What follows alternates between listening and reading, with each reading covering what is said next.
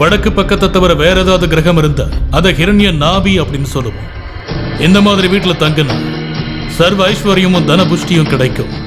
ஆனா நாம கஷ்டப்பட வேண்டியது. ஐயோ, பாம்பு இருக்கிற இடத்துக்காக என்ன வேலைக்கு கூப்பிட்டீங்க? என்னமோ மருமக குட்டி போட்ட மாதிரி பாம்பு குட்டி போட்டதை சந்தோஷமா சொல்றீங்களே. சுவாமி, குளியனூர் ஆசாரி இவர்தான்.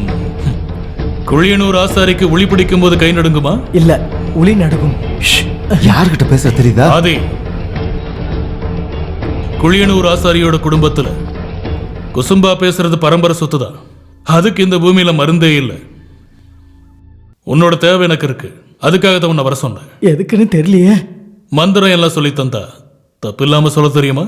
தெரியுமா? நான் கேக்குறீங்க. தப்பா இருந்தா 100 முறை இம்போசிஷன் எழுதிறேனே.